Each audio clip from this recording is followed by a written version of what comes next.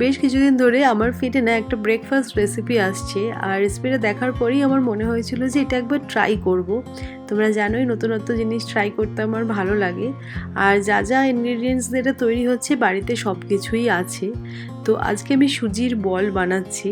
তো একটু গরম জলের মধ্যে নুন, চিলি ফ্লেক্স অ্যাড করে তার মধ্যে সুজিটা দিয়ে দিয়েছি। এবার জলের মধ্যে সুজি দিলে দেখবে এরকম একটা মন্ড টাইপের তৈরি হয়ে যায়। একটু নাড়াচাড়া করলেই দেখবে সুজিটা এইরকম হয়ে গেছে। এবার এটাকে একটা অন্য জায়গায় ট্রান্সফার করে দিচ্ছি। একটু ঠান্ডা হলে হাতে একটু তেল নিয়ে গোল গোল এরকম দেখো বল শেপ দিয়ে নিচ্ছি। ব্যাপারটা কিন্তু করাটা খুবই ইজি। তো দেখো খুব ইজিলি কিন্তু সুজির বলগুলো রেডি হয়ে গেছে। এবার এটাকে আমি স্টিমে বসাবো। জাস্ট 5 মিনিটের জন্য স্টিম করলেই কিন্তু রেডি হয়ে যাবে।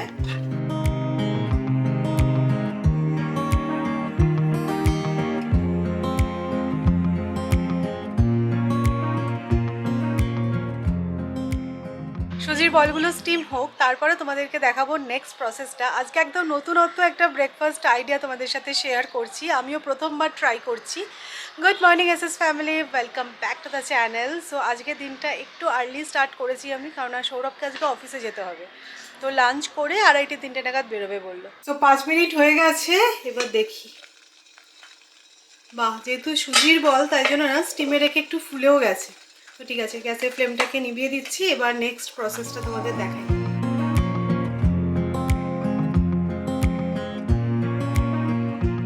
এবার একটা ননস্টিক প্যানের মধ্যে না আমি অল্প একটু সাদা তেল অ্যাড করেছি। এর মধ্যে দিয়ে দিলাম সর্ষে, সাদা তিল, কাঁচা লঙ্কা, কারি পাতা। একটুখানি নাড়াচাড়া করবে, দেখবে খুব সুন্দর একটা স্মেল আসবে। আর তারপরে দিয়ে দিলাম পরি মশলা। এই মশলাটা আমি ধোসা বানানোর সময় ইউজ করি। আমি ট্যাগ করে দেবো প্রোডাক্টগুলো, এগুলো ইজিলি তোমরা ব্লিঙ্কিটে পেয়ে যাবে। তো এবার এর মধ্যে এই বলগুলোকে অ্যাড করে একটু নাড়াচাড়া করলেই কিন্তু রেডি।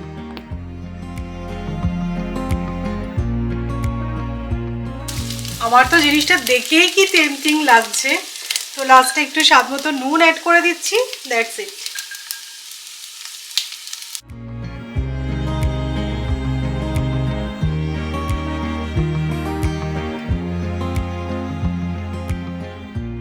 আজকে আমাদের ব্রেকফাস্টটা কিন্তু পুরো অত্যাধুনিক, এর আগে কখনো এটা ট্রাই করিনি।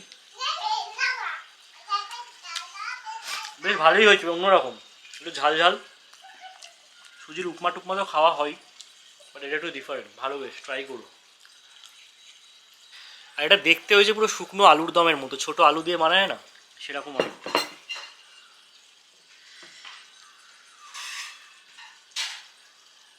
তোমরা তো জানোই যে জানুয়ারি মাসে আমাদের গোয়া ট্রিপটা কাটেল করে আমাদেরকে ব্যাক করতে হয়, যেহেতু আমার বাবার শরীরটা খারাপ হয়। আর তারপর আমাকে কলকাতাও যেতে হয়েছিল। তো যেদিনকে আমরা গোয়া থেকে পুনে ব্যাক করেছিলাম সেদিনকে ইনফ্যাক্ট আমাদের সাউথ গোয়া যাওয়ার কথা ছিল। আমরা 4 দিন নর্থ গোয়ায় ছিলাম আর তারপরে 3 দিন সাউথ গোয়ায় থাকবো, এরকমই প্ল্যান ছিল। তো প্রপার্টিও বুক ছিল। তো লাস্ট মোমেন্টে গিয়ে ক্যান্সেল করেছিলাম, যেহেতু পরিস্থিতি এরকম ছিল না যে আমরা সাউথ গোয়ায় যাই আবার। তো ক্যান্সেলেশন যে চার্জ সেটা তো পুরোটাই কেটে নিয়েছিল। আমি এয়ারবিএনবি থ্রুতেই বুক করেছিলাম, তো এয়ারবিএনবি থ্রুতে কোনো রকম রিফান্ড পাবো না সেটা জানতাম। বাট যিনি ওনার আর কি, তাকে পার্সোনালি পিং করেছিলাম আমি জানার জন্য যে কিছু যদি রিফান্ড অ্যারেঞ্জ করা যায়, কারণ এটা একটা genuine case of medical emergency. তো এতদিন ধরে সে আমাকে ঝুলিয়ে রেখেছিল, হ্যাঁ দেখছি, আজ বলছি, কাল বলছি, আর একটা সপ্তাহ সময় দাও, এয়ারবিএনবি থেকে পুরো পেমেন্ট আসুক তারপর জানাচ্ছি। এইসব করতে করতে কালকে ফাইনালি বলে দিয়েছে যে না, রিফান্ডের কোনো গল্প নেই।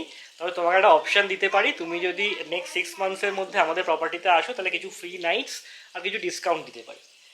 তাহলে 6 মান্থসের মধ্যে যাওয়া পসিবল। এখন একে হায়দ্রাবাদ যাওয়ার একটা ব্যাপার আছে, তারপরে এই এপ্রিল থেকে জুন জুলাই এই সময়টা গোয়ার একদমই অফ সিজন। মানে যে আর কি ওনার, সেও ভেবেচিন্তে আমাকে অপশানটা দিয়েছে যে এমনিতে তো অফ সিজন, কেউ আসবে না, ও এসে 2 রাত্রি 3 রাত্রি থেকে গেলে আর কি প্রবলেম। বাট না, পুরো টাকাটাই গেল, কারণ এর মধ্যে আর গোয়া যাওয়ার কোনো প্ল্যান নেই।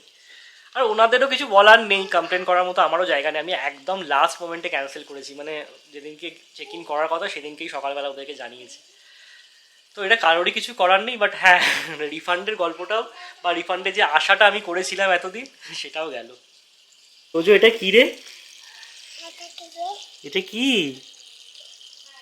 হ্যাঁ, এটা কি? This is চাঁদ মামা। ও রিয়েলি?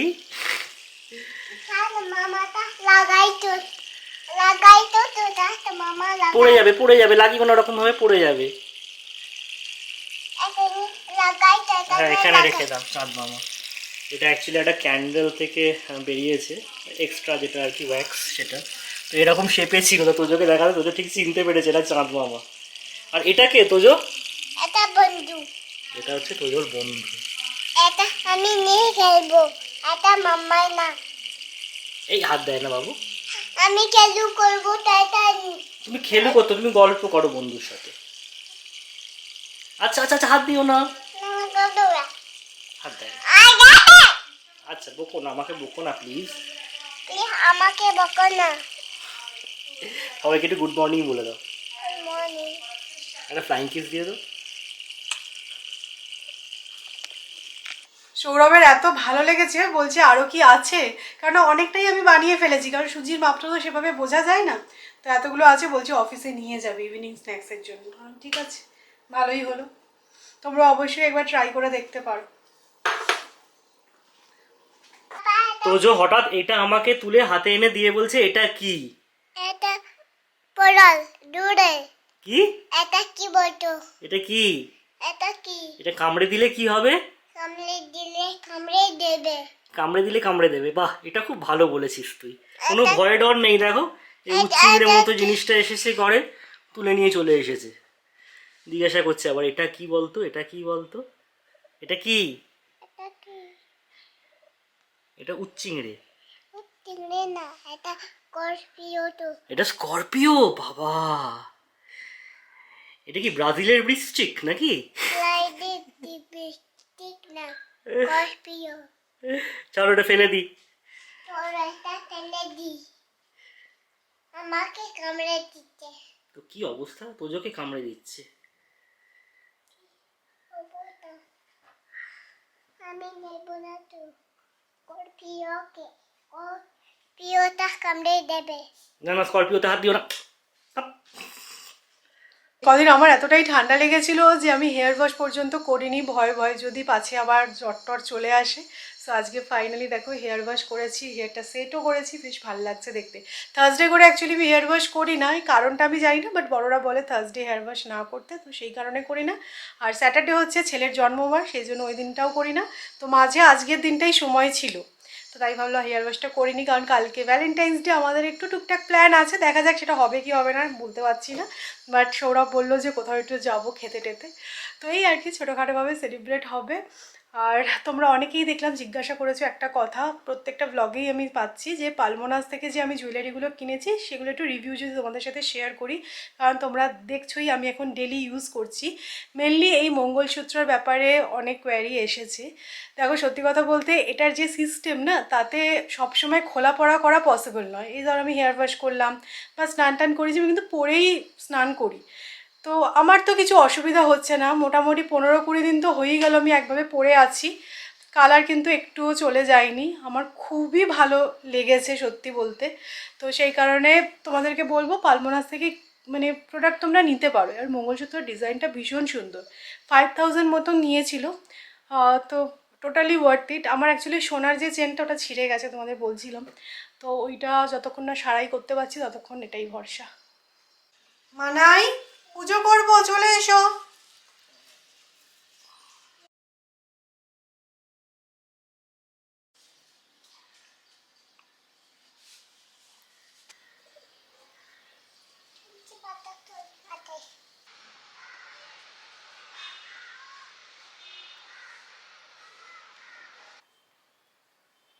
চন্দন বেটে দাও।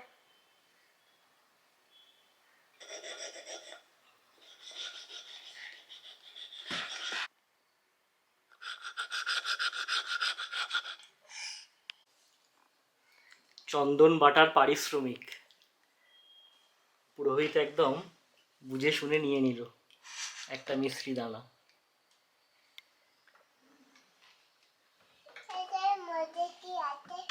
থাক যাই থাক, তোমাকে দেখতে হবে। একটা কথা আছে না, বেশি ভালো আবার ভালো নয়, তো সেরকমই ব্যাপার আমার এই নেলসটার সাথে হয়েছে। এটা এতটাই ভালো, মানে নেলস তো উঠছেই না আমার, মানে বিরক্ত লেগে গেছে। আমি নেলসগুলো দেখো ছোটো ছোটো করে কেটে নিয়েছি, আমি কী করবো, আর অপশান নেই। আর ভালোও লাগছে না, কারণ বড়ো হয়ে গেছে না, আমি যেই লেন্থটা রেখেছিলাম সেটা বাড়তে বাড়তে আরও একটু বড় হয়ে গেছে। দেখি হায়দ্রাবাদ যাওয়ার আগে আবার নেলস করানোর ইচ্ছা আছে, এটা যদি অটোমেটিক্যালি রিমুভ হয় তো ভালো, না তো ওখানে গিয়ে আবার রিমুভ করিয়ে নতুন নেলস করে নেবো। রান্না মোটামুটি কমপ্লিট, ডিম ভাজবো তাই জন্য পেঁয়াজ আর ক্যাপসিকামটা একটু কেটে নিলাম। আর আজকে আমি সেভাবে কিছু রান্না করিনি, লেফট ওভার ঢ্যাঁড়স আছে, ঢ্যাঁড়সের ঝাল, তো এটা একটু গরম করে নেবো। ডাল বানিয়েছি, মুগের ডাল লাউ দিয়ে খেতে খুব ভালো লাগে, তো এটা বানিয়েছি। ভেবেছিলাম আজকে মেথি শাক ভাজবো, কালকে এত ফ্রেশ আর এত সুন্দর মেথি শাকটা পেয়েছিলাম না, তো বেগুন দিয়ে রসুন ফোড়ন দিয়ে দেখবে মেথি শাক ভাজা খেতে খুব ভালো লাগে। বাট আজকে যেহেতু সৌরভের অফিসে যাওয়া আছে, তো টাইমের মধ্যে ওই খেতে দিতে হবে, তাই ভাবলাম যে আর শাক বেছে ভাজার দরকার নেই, কালকে দেখা যাবে। এতটাই ফ্রেশ না, কালকে অবধিও ভালো থাকবে। তো একটু মেথি শাক রেখে দেবো, পরোটা বানাবো, মেথি শাক দিয়ে পরোটাটাও খেতে খুব ভালো লাগে। তো চলো ডিমটা ভেজে নিই, তাহলেই হয়ে যাবে।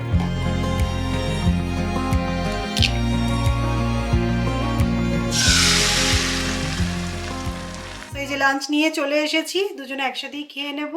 এই যে ডাল, ডিম ভাজা, ঢ্যাঁড়স ঝাল। তোমাদের একটা জিনিস দেখাই, এই যে ঢ্যাঁড়স ঝালটা দেখছো না, ঢ্যাঁড়সগুলো কিন্তু আমি এয়ার ফ্রাই করেছি। এখন ম্যাক্সিমাম জিনিস কিন্তু আমি এরকম এয়ার ফ্রাই করেই রান্না করছি, তাই জন্য বুঝতে পারছো তেল একদম নেই বললেই চলে। দেখো অবশ্যই মানে সেই টেস্ট তো হয়নি, বাট ঠিক আছে, রেগুলার খাওয়ার জন্য এটা কিন্তু ভালো অপশন। লাঞ্চ টাঞ্চ করে আমি বেরোলাম, অফিস আসলাম। অ্যাকচুয়ালি আজকে একটা 2 ঘন্টার সেশন আছে, যেটা অফিসে এসে অ্যাটেন্ড করতে হবে, তো সেই কারণে আর কি প্রায় পৌঁছেই গেছি। আমাদের অফিসটা আমাদের বাড়ি থেকে ড্রাইভ করে এই মিনিট 35 মতো লাগে, একদম ট্রাফিক ছিল না, ঠিকঠাক টাইমেই পৌঁছে গেছি। ইনফ্যাক্ট বিফোর টাইম পৌঁছে গেছি আজকে।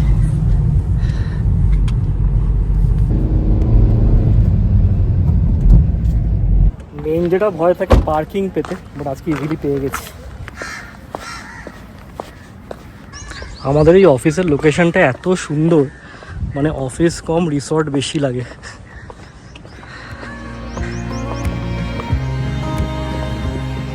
চলো সেশনটা অ্যাটেন্ড করে নিই, তারপর আবার কথা হচ্ছে।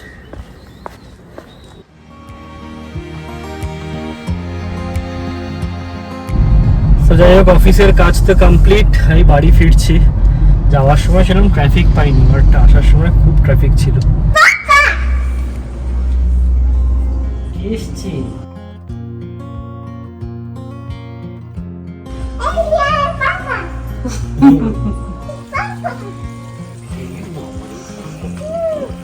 খুব মিস করেছে পাপাকেও।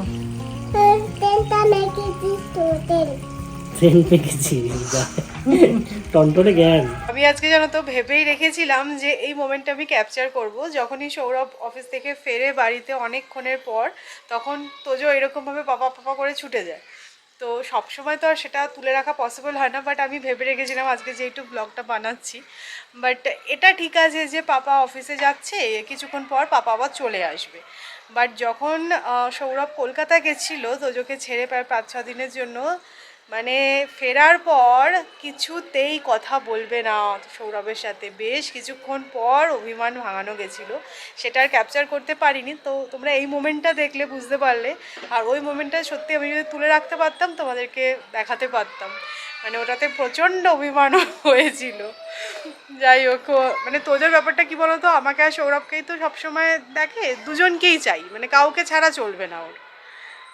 সৌরভের এখনই আবার একটা মিটিং আছে, তাই জন্য বললে যে এক্ষুনি চা করো না, আমার মিটিংটা হয়ে গেলে তারপরে চা খাবো।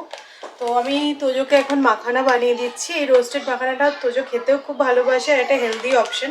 আমিও কখনো কখনো ওর সাথে আমার জন্য এই ইভিনিং স্ন্যাক্সে একটু মাখানা বানিয়ে নিই।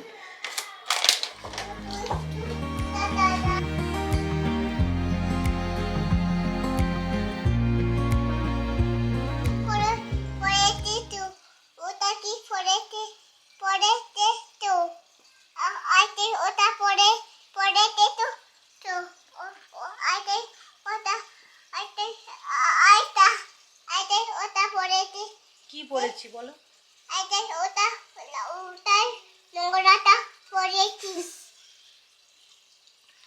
কাজল পড়েছি, নোংরা পড়িনি।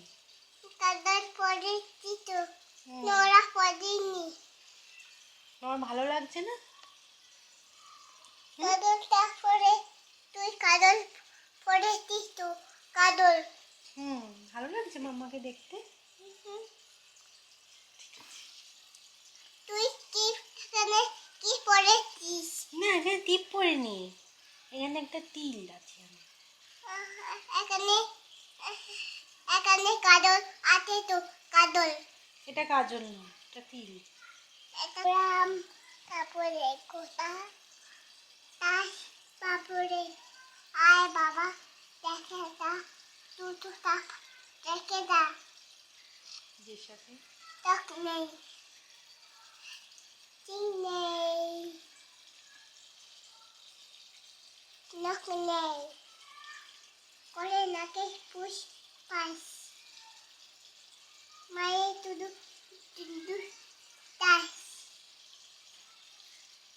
তেরে মেরে ডান্ডা তেরে মেরে ডান্ডা করে দেবো। ঠান্ডা একটা দুটো লাইন মিস গেল মনে হচ্ছে। তেরে মেরে ডান্ডা, তারপর করে দেবো ঠান্ডা ঠান্ডা। পুরো ফিল নিয়ে বলে একদম। I love you. I love you too. I love you too. I love you too. কি মন থেকে বলছি, আমরা পুরো ডিটারমাইন্ড ছিলাম যে এই টপিকটা নিয়ে কোনো রকম কোনো কথা বলবো না। বাট ঘটনাটা ঘটে যাওয়ার 1 মাস পরেও তোমাদের কন্টিনিউয়াস পোক সত্যি আমাদেরকে হারিয়ে দিল। মানে আজকে 1 মাস বাদে এই জিনিসটা নিয়ে কথা বলতে হবে ভেবে নিজেরই কেমন খারাপ লাগছে। বাট কি বলতো, কোথাও কোথাও গিয়ে না যখন কমেন্টগুলো ঘেঁটে এখনও 1 মাস পরেও 2-4টে ওরকম কমেন্ট পাই, তখন গিয়ে নিজেরই খুব খারাপ লাগে। আর মনে হয় যে আমি যদি চুপ থাকি তাহলে জিনিসটাকে সম্মতি যেন জানানো হচ্ছে এরকমই বোঝায়। তো ঘটনাটা কি তোমরা অনেকেই নিশ্চয়ই বুঝে গেছো। তো কমেন্ট বক্সে যেগুলো দেখছিলাম কমেন্ট, যে অনেকের আমার বাবার অসুস্থতার সময় আমি কেন একা গেছি সেটা নিয়ে ভীষণ সমস্যা। মানে আমার বাবা কীরকম আছে, কি অসুখ করেছিল, কতদিনে সুস্থ হয়ে বাড়ি ফিরলো, এখন কি কন্ডিশনে আছে, সেগুলো নিয়ে চর্চা করতে একদমই ইন্টারেস্টেড নয়। বাট তারা মশলা খুঁজে পেয়েছেন কোথায়, যে আমি কেন সপরিবারে সেই সময় কলকাতা যাইনি। এবার সেটা একান্তই আমার ডিসিশন ছিল এবং সেটাকে জাস্টিফাই করার কোনো প্রয়োজন আমি দেখি না। কারণ আমি যদি জাস্টিফাই করতেই হয়, করবো আমার বাবার কাছে, আমার মায়ের কাছে, আমার বউয়ের কাছে। তো এদেরকে তো আলাদা করে আর জাস্টিফিকেশন দেওয়ার কোনো ব্যাপারই নেই, কারণ ডিসিশনটা যদিও আমি লিড করেছিলাম, বাট প্রত্যেককে কনফিডেন্সে রেখেই ডিসিশনটা নেওয়া হয়েছিল। তখন আমরা অ্যাকচুয়ালি একটা প্রায়োরিটি সেট করি যে তোজো আর সৌমি এখানেই থাক, আমি তাড়াতাড়ি করে কলকাতা চলে যাই। এর পেছনে দুটো কারণ আছে। ফার্স্ট হচ্ছে গিয়ে তোমরা জানো যে একটা ট্রেনিংয়ে আমি পার্টিসিপেট করছি, চান্স পেয়েছি আর কি, যেটা 19th জানুয়ারি থেকে শুরু হয়েছে। এটা একটু আমার জন্য একটু স্পেশালি বলতে পারো, এই অপরচুনিটিটা পাওয়া আর কি। আর আমি না কনস্ট্যান্টলি মা বলো বা জামাইবাবু, অর্ণব, দিদি সবার থেকে ফিডব্যাক পাচ্ছিলাম যে বাবাকে যে কন্ডিশনে হসপিটালাইজ করা হয়েছিল, বাবা সেখান থেকে অনেকটাই রিকভার করেছে। তো সেই কারণেই এই মানে সেট আপটা নিয়েই গেছিলাম যে আমি যাই, বাবা ডিসচার্জ হয়ে যাক, বাড়িতে বাবাকে নিয়ে আসি, ওইখানে মোটামুটি একটা সেট আপ তৈরি করে দিয়ে তারপর আমি ফিরে আসবো, যাতে 19 থেকে আমার যে ট্রেনিংটা আছে সেটাও আমি অ্যাটেন্ড করতে পারি। তো এই হচ্ছে মোদ্দা কথা। এই শর্ট পিরিয়ড অফ টাইমের জন্যে আমি একাই গেছিলাম, তোজো আর সৌমি যাইনি। এটা ভাববার কোনো কারণ নেই যে আমার বাবা অসুস্থ হয়েছে আমি কেন একা গেলাম, এতে যে আমার এই মশলাটা খুঁজছে একদমই না। আমার বাবা এটা ফার্স্ট টাইম অসুস্থ হয়েছে সেরকমটা নয়। 2022 সালে বাবার একটা ইউরিনারি প্রবলেম দেখা দেয়। আমরা কলকাতা থেকে এসেছিলাম মোস্ট প্রবাবলি 18ই অক্টোবর, দুর্গাপুজোর পর। তারপরে ঠিক 1 সপ্তাহের মাথায় আমি আর সৌমি, তখন তোজো ছিল না, আমি আর সৌমি আবার ফ্লাই করি কলকাতায়। বাবার একটা ছোট্ট প্রসিডিওরের ব্যাপার ছিল, তো সেটা যাতে আমরা অ্যাটেন্ড করতে পারি সেই কারণে বাবাকে হসপিটালে অ্যাডমিট করা, তারপরে সেই প্রসিডিওরটা হওয়া, তারপর আমি আর সৌমি গিয়ে বাবাকে পিয়ারলেস হসপিটাল থেকে ডিসচার্জ করে বাড়ি নিয়ে এসেছিলাম। তো রেসপন্সিবিলিটি ঘাট থেকে ঝেড়ে ফেলা বা তোমরা যে সমস্ত মশলা খুঁজছো এর পেছনে কিন্তু কিছুই নেই। অতএব এই সমস্ত খোঁজা বন্ধ করো। এটা একটা আমাদের পারিবারিক ডিসিশন ছিল এবং সেটাকে রেসপেক্ট করো, আমি এটাই বলবো। 1 মাস হয়ে যাওয়ার পরেও যখন তোমরা এই কথাগুলো বলছো, তখন সৌরভেরও মনে হয়েছে যে না, এটা নিয়ে কথা বলা দরকার। দেখো সত্যি বলতে আমি জাস্টিফিকেশন এই কারণে দিতে চাই না, কারণ মামুনি বাবার সাথে বা আমার শ্বশুরবাড়ির সাথে আমার কি সম্পর্ক সেটা তোমাদেরকে মানে দেখানোর বা বলার আমার কোনো সত্যি প্রয়োজন নেই। এবার একটা কথা যে কারণে বলছি এখনও, তাই বলে তাহলে তুমি বলছো কেন, বলছি এই কারণেই যে দেখো শুধুমাত্র যে আমার শ্বশুর শাশুড়ি আমার ভিডিও দেখে বা আমার মা বাবা আমার ভিডিও দেখে সেরকম না, রিলেটিভরা প্রচুর আছে যারা কিনা আমাদের ভিডিও দেখে। ভিডিওটা দেখার পরে জেনারেলি কী হয়, কমেন্ট সেকশনটাও সবাই পড়ে। তো তো দেখবে একটা যদি মিথ্যে বারবার বারবার তুমি কানের সামনে বলতে থাকো না, সেই মিথ্যেটা কখনো গিয়ে সত্যি হয়ে যায় যদি সেটার ব্যাপারে আমরা কথা না বলি। তো তখন তাদেরও মনে হতে পারে হ্যাঁ সত্যি তো ওনার বৌমা তো এবারে এলো না, উনি এতটা অসুস্থ হলেন। তো সেই কারণে আমাদের মনে হলো যে এই টপিকটা নিয়ে সত্যি এবার ডিসকাস করা দরকার। আমি বিশ্বাস করো এই সমস্ত কন্ট্রোভার্সি এখন এত রকমের চলে না, এই সমস্ত মশলা, ডিভোর্স, শ্বশুরবাড়ির সাথে সম্পর্ক নেই, এই সমস্ত এই কন্টেন্ট টাইপের যেগুলো চলছে সেগুলো থেকে একটু দূরে থাকার জন্য না আমি ব্লগ করাও অনেক কমিয়ে দিয়েছি, তোমরাও দেখো সেটা। আরেকটা যে কালকে একটা কমেন্ট এত পরিমাণে মাথাটা গরম করেছে না, যে পোক করে করে কোথাও গিয়ে আমাদেরকে সত্যি তোমরা হারিয়ে দিলে, এই টপিকটা নিয়ে কথা বলতে বাধ্য করে দিলে। সেটা হচ্ছে লিখেছো যে আমি গোয়াতে নাকি 5 দিনের জায়গায় 3 দিন থাকতে পেরেছি, সেই কারণে আমি কলকাতা যাইনি, রিভেঞ্জ নিয়েছি। ভগবানের কৃপায় বিশ্বাস করো মানে বিয়ের পর থেকে দেশ বিদেশ ইউরোপ ইন্ডিয়ার মধ্যে এত জায়গা ঘুরে নিয়েছি না, তাই গোয়াতে 2 দিন থাকতে পারলাম কি পারলাম না তার জন্য একটা মানুষের উপর রিভেঞ্জ নেওয়ার মতন মনোবৃত্তি অ্যাটলিস্ট আমার নেই। আমি জানি তোমরা বলবে যে সৌমি তুমি এরকম রুড ভয়ে বলছো, বাট সত্যি কালকের ওই কমেন্টটা আমি স্ক্রিনশট দিয়ে দেবো, তোমরা দেখো, তোমাদের দেখলেও মাথা গরম হয়ে যাবে। যে কেউ বলতে পারে যে একটা বয়স্ক মানুষ অসুস্থ, আমি 2 দিন গোয়াতে ঘুরতে পারিনি বলে চলে এসে সেটার জন্য রিভেঞ্জ নিয়েছি, মানে এর থেকে নিজ মানসিকতার কি হতে পারে। আর সেই টপিকটা এই কারণে আমার কথা বলতে ইচ্ছা করছে না, কারণ যারা এই কমেন্টগুলো লিখেছো তাদের মানসিকতাটার ব্যাপারে আর আমি কি বলবো বলো। তো যাই হোক, আমার শ্বশুর শাশুড়ি কতটা আমার কাছে বা মামুনি বাবাকে আমি কতটা শ্রদ্ধা করি ভালোবাসি সেটা তোমাদেরকে বলার মতন কিছু নয়ই মানে। বাট সৌরভের কোথাও গিয়ে মনে হয়েছে বারবার সবাই আমাকে পোক করছে যে সৌমি গেল না কেন, সৌমি গেল না কেন, সেটা কোথাও গিয়ে হাজব্যান্ড হিসেবে ওর খারাপ লাগতেই পারে, সেটাই স্বাভাবিক। আর একটা কথা, তোমরা যারা এই বিষয়টাকে নিয়ে খুব বেশি চিন্তিত হয়ে পড়েছো তাদেরকে আমি একটু ফ্ল্যাশব্যাকে নিয়ে যেতে চাই। 2021 সালে যখন আমার বাবাও অসুস্থ হয়, সেই সময় বাবাকে কিন্তু হসপিটালাইজড করতে হয়, অমৃতে বাবা ভর্তি হয়, আর তার পরের দিন আমি আর দাদা কিন্তু কলকাতা পৌঁছে যাই। সেই সময়ও আমাদের মনে হয়েছিল যে না, স্নেহাদি বা সৌরভের এক্ষুনি কলকাতা যাওয়ার কোনো দরকার নেই, কি হয় না হয় পরিস্থিতি কোন দিকে যায় তারপরে ডিসিশন নেওয়া হবে। তারপরে তো তোমরা সবটাই যেন আমার বাবাকে বম্বে টাটাতে নিয়ে আসতে হয়, সেই মোমেন্টে কিন্তু আমরা জানতামও না যে বাবাকে নিয়ে আবার আমাদের বম্বেতে আসতে হবে। সেই কথাটা না জেনেও কিন্তু সৌরভ বা স্নেহাদি সঙ্গে সঙ্গে চলে যায়নি। এগুলো কি বলো তো, ফ্যামিলির মধ্যে আন্ডারস্ট্যান্ডিং, মানে তোমরা সত্যি বলছি যেই জিনিসটা খুঁজতে চাইছো বা মিন করতে চেষ্টা করছো, বারবার পোক করছো, সেরকম কিন্তু সত্যি কিছু নেই। আমাদের ফ্যামিলির প্রত্যেকে ভীষণ ভীষণ সাপোর্টিভ। টাচউড এরকম শ্বশুরবাড়ি আমি পেয়েছি, বা আমার মা বাবা সবার কথাই বলছি, মানে আমাদের মানে একদম সুখী পরিবার যাকে বলা চলে। টাচউড এটা যেন কারোর নজর না লাগে এরকমভাবেই যেন আমরা সবসময় চলতে পারি। আর দায়িত্ব এড়ানোর কথা যদি বলো তাহলে তো আর কিছু বলারই নেই। দেখো পরিস্থিতি যা হয় না, কাজের সূত্রে আমরা যারা বাইরে থাকি তারা ঠিক মানে বলে বোঝাতে পারবো না যে সবার সাথে থাকাটা আমরা কতটা মিস করি। সবসময় কি বলো তো, আমরাই খুব বেশিভাবে কালপ্রিট হয়ে যাই, বাট ব্যাপারটা একদমই সেটা নয়। সবার সাথে মিলেমিশে থাকতে পারলে কতটা যে সুবিধা বা কতটা যে আনন্দের সেটা তো বলার কথা নয়। কিন্তু কি হয় কাজের সূত্রে সবাইকেই এখন এদিক ওদিক যেতে হচ্ছে, কি করব। সেটা আমাদের বাবা মারাও চায় যে না তোরা এখানে আটকে থাকিস না, তোদের যেখানে বেটারমেন্ট, তোদের যেখানে ভালো হবে তোরা সেখানে যা। আজকে তোজোর ক্ষেত্রেও কিন্তু ফিউচারে আমরা সেটাই ভাববো, তাই না? তো যাই হোক, তোমাদেরকে বললাম যাদের বোঝার তারা বুঝবে, না বোঝার আমাকে যদি কেউ জাজ করো এভাবে আমার তাতে কোনো অসুবিধা নেই, কারণ আমি জানি আমি কি, আমি যদি সামনে আয়নার সামনে দাঁড়াই আমি বুঝবো যে আমি কতটা ভুল বা আমি কতটা ঠিক। তাই তোমাদেরকে প্রুফ করার মতন কোনো ইন্টেনশন আমার নেই। সেদিনকে যে বাড়িতে বন্ধুরা এসেছিল, মাটন চাপ বানিয়েছিলাম, অনেকটা না ওই মশলা বানিয়ে ফেলেছিলাম।